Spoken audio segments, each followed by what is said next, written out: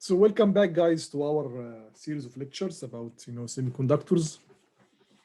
So last time we talked about energy band diagrams, and we say that at room temperature, silicon material has the ability, or the electrons inside the silicon can move from the valence band into the conduction band.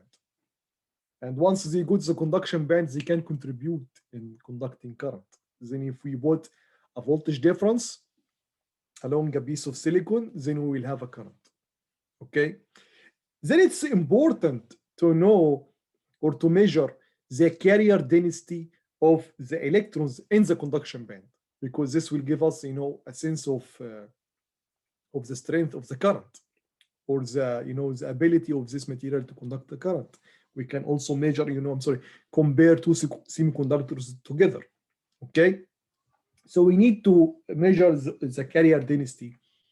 And I mean by density how much carriers we have, for example, per meter square, centimeter square, or millimeter square. I'm sorry, millimeter cube, or centimeter cube, or meter cube per volume. Okay. So basically, since these circuits, usually in micrometer and nanometer scale, then we usually use centimeter cube for that, or millimeter, even millimeter cube for that, or sometimes even micrometer cube for that. Okay, so we're interested now to know the carrier density in.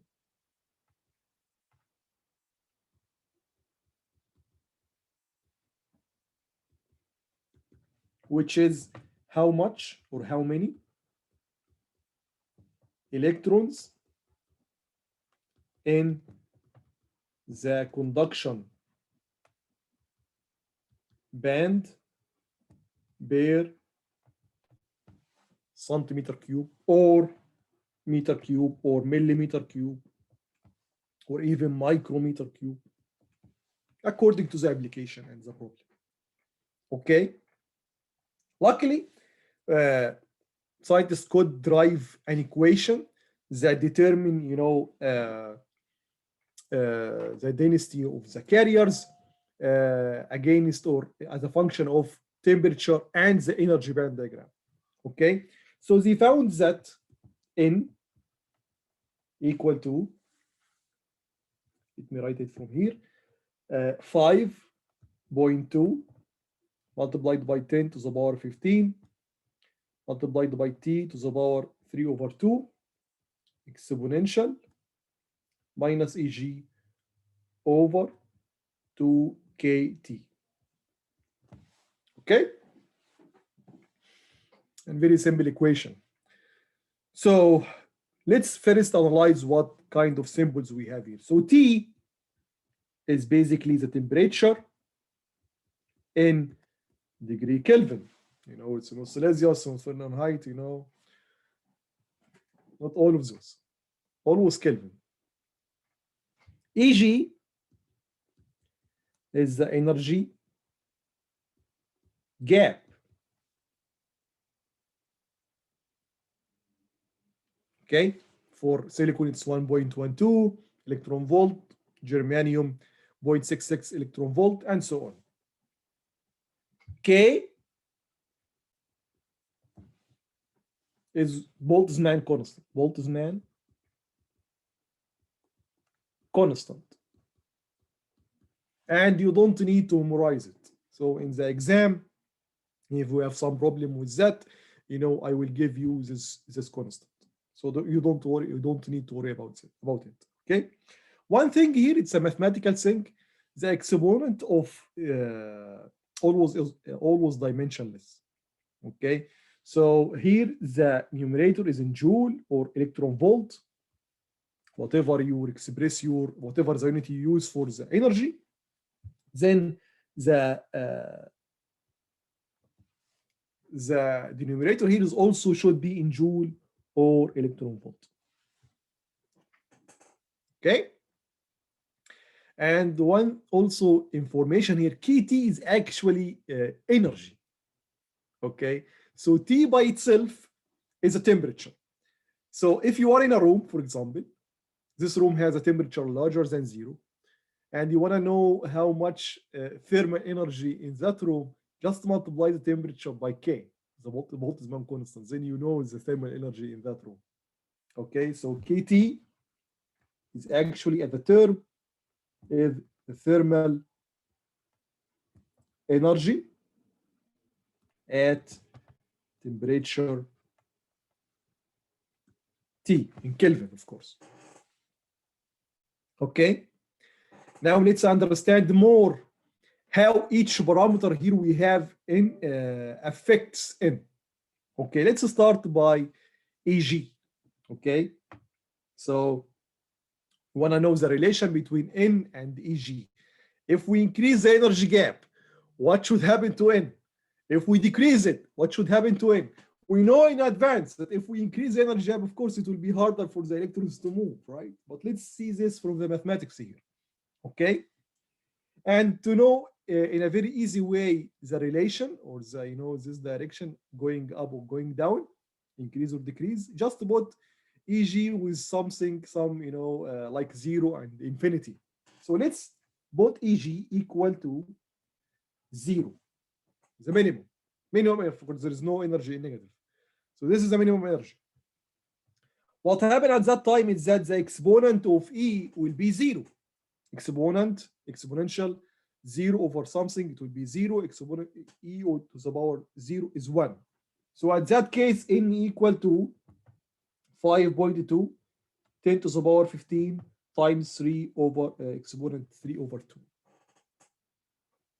What happened if we put EG equal to infinity? This is, of course, something, mathematical. We don't have infinite energy. But let's say so, for the sake of argument, that we put EG equal to infinity. So at that time, the exponent will be e to the power minus infinity. And let's remind ourselves with something here. Okay, let's have on the side here, let's revise this mathematical concept. Let's say, for example, you have number 2. 2 to the power minus 1. It's actually 1 over 2.5. 2 to the power minus 2. Let's increase the negative exponent. Instead of minus 1, it will be minus 2. This is 1 over 2 to the 2, which is 1 over 4, which is 0.24. So it decreased from 0.5 to 0.25, from a half to a quarter, and so on. If we put 2 to the minus 3, this will be 1 over 8, which is 0.125. Decrease further, and so on. So 2 to the minus infinity is actually 0. And that's what we have here. Remember, the exponential here, the exponent here is 2 point something. I can't remember exactly, but it's 2 point something. So this is the natural number. So 2 to minus infinity will be, minus infinity will be 0. So at EG equal to infinity, N equal to 0. There is no, at that time, there will be no electrons in the conduction band. So the semiconductor will not conduct at all. Okay? So that's basically how, from mathematics, we can also, deduce the concept. We know that if we increase the energy gap, we decrease the probability of having electrons moving from the valence band to the conduction band, and vice versa. If we decrease it, we have more probability of electrons that moves from the valence band to conduction band and to contribute more to the current, to the conduction of the current. Okay? How about the temperature? So this was basically with EG. So if EG increases, N decreases, and vice versa. Let's do it in another color. If EG decreases, N increases. How about temperature? Temperature here is a little bit complicated because it happens in 2 locations, in front of the exponent. I'm sorry, it's exponential, and it's in the exponent itself. Okay, but it happens that the one here is more influential in the function overall than the one inside the exponent. Okay, so the final relation, because the one before the exponent, it makes the relation like proportional. If we increase the temperature, n increases. The one in the exponent, it makes it disproportional. If we increase temperature, n decreases. But the one in front of the exponent is much more influential than the one inside the exponent or in the exponent. Okay, so if we put t equal to infinity or t equal to 0 in the beginning, n will be equal to 0. And that's what we said. We said that at 0 Kelvin, there will be no electrons in the conduction band, and the silicon will be just, or the semiconductor will be just an insulator, because there is no conduction. If you put a voltage difference battery, you will not see current. And basically, if you put n equal to t equal to infinity, again, this is just for the sake of argument, we cannot do that, n will be infinity. So you will have, if you increase temperature, you will have, a lot more electrons moving from the valence band to the conduction band. Because basically the thermal energy will increase, because as we agree, the thermal energy is kT. So if we increase T, kT will increase, which is the thermal energy. So you increase the energy that given to the electrons in the valence band to move to the conduction band. Okay, so basically, if we increase T, N increases. If we decrease T, N decreases. Okay, good. So let's continue next time with another good property about semiconductors. So see you next time.